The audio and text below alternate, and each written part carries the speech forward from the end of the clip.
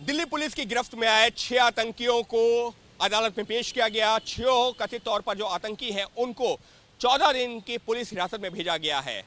लेकिन क्या कुछ हुआ है कोर्ट के अंदर, क्या भूमिका निकल के आई है इन 6 कथित तौर पर आतंकियों की, चलिए आपको वो बताते हैं। पुलिस का कहना है कि ये जो कथित तौर पर 6 आतंकी हैं, इसमें से 2 आतंकी ऐसे हैं जो पाकिस्तान में ट्रेनिंग लेकर आए थे। बाकी 4 लोग उनके मददगार हैं जिनकी जिम्मेदारी थी इन लोगों की मदद करने की। यानी कि ये 6 लोग शुरुआती तौर पर पुलिस की जो गिरफ्त में आए हैं, ये देश को दहलाने की साजिश रच रहे थे। लेकिन पुलिस ने कोर्ट में कहा है कि ये 6 लोग सिर्फ अकेले नहीं, या सिर्फ 6 लोग नहीं, बल्कि एक बड़ा नेटवर्क है जिसको अगले कुछ दिनों के दौरान एक्सपोज करना है, यानी बेनकाब करना है। क्योंकि इन लोगों की जो साजिश है वो है देश को दहलाने की। खास तौर पर अगले कुछ महीनों के दौरान जब देश में त्योहारी मौसम होगा, दुर्गा पूजा, दशहरा, दिवाली ऐसे त्यौहार होंगे, उस दौरान ये लोग देश को दहलाना चाहते थे। इनकी मदद पाकिस्तान से हो रही थी। पाकिस्तान में अनीस इब्राहिम का नाम भी आया है। कोर्ट में सुनवाई के दौरान भी पुलिस ने उस बात का जिक्र किया है कि पाकिस्तान से भी इनको मदद मिल रही थी। लेकिन हमारे देश में भी इनके कई मददगार मौजूद हैं।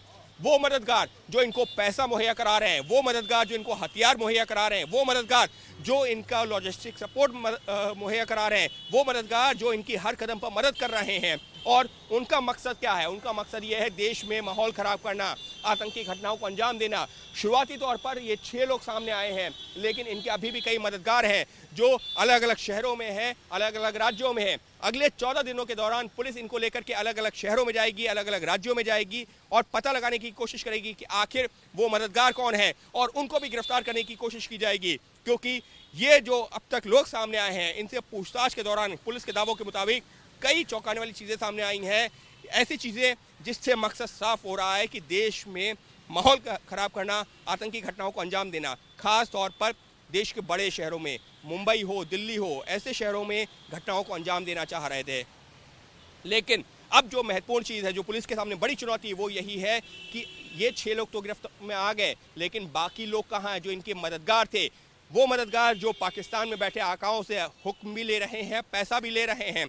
अब तक शुरुआती जानकारी के मुताबिक इसमें हवाला ऑपरेटर्स का भी जो नाम सामने आ रहा है, वो कौन लोग हैं, उनका क्या रोल है, उनको जो है पुलिस अभी जो है उनसे भी पूछताछ करेगी। अगले कुछ दिनों के दौरान, यानी कि अगले 14 दिन जो इन लोगों को गिरफ्तार किया गया है, इनको अलग अलग शहरों में ले जा करके उन ठिकानों पर छापेमारी की जाएगी जहां पर इनके मददगार बैठे हुए हैं। क्योंकि अब पुलिस का मकसद ये है कि इनके मददगारों को बेनकाब किया जाए। और इसी वजह से अब ये एक जॉइंट ऑपरेशन बन गया है। ये सिर्फ दिल्ली पुलिस का ऑपरेशन नहीं है। दिल्ली पुलिस ने तो ऑपरेशन की शुरुआत की है, लेकिन अब इसमें महाराष्ट्र पुलिस भी शामिल हो रही है, यूपी पुलिस भी शामिल हो रही है, और आने वाले दिनों में अन्य राज्यों की पुलिस भी शामिल हो सकती है। क्यों? क्योंकि ये एक बड़ी आतंकी घटना को अंजाम देने की तैयारी कर रहे थे पुलिस के मुताबिक।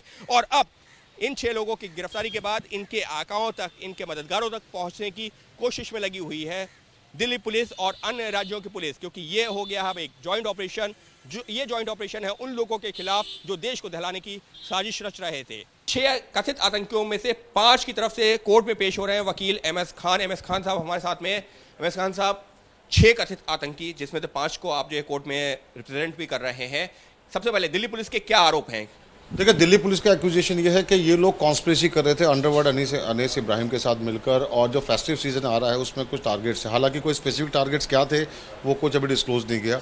और ये इनमें से 2 लड़के जो है वो मस्कट के थ्रू पाकिस्तान में जाकर ट्रेनिंग लेकर आए थे, और इनके पास से कुछ रिकवरी पुलिस ने बताया है कि इनके पास से रिकवर किया है, कुछ IED है, ग्रेनेड्स हैं, पिस्टल है। तो उस बेसिस पर पुलिस का कहना था कि कॉन्स्पिरेसी करके ये कंट्री के अंदर फेस्टिव सीजन पे कोई टेररिस्ट ब्लास्ट करना चाहते थे। और उसी ग्राउंड पर प्रोसिक्यूशन ने 4 मुलजिम सुबह पेश किए थे और 2 मुलजिम अभी दोपहर पेश किए। तो 14 दिन का रिमांड मांगा था।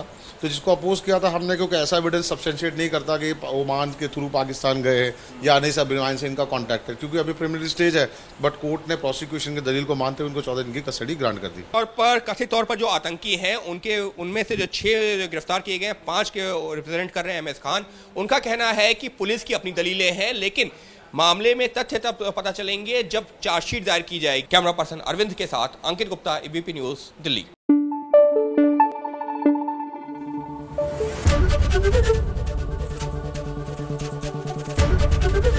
ABP न्यूज़ आपको रखे आगे।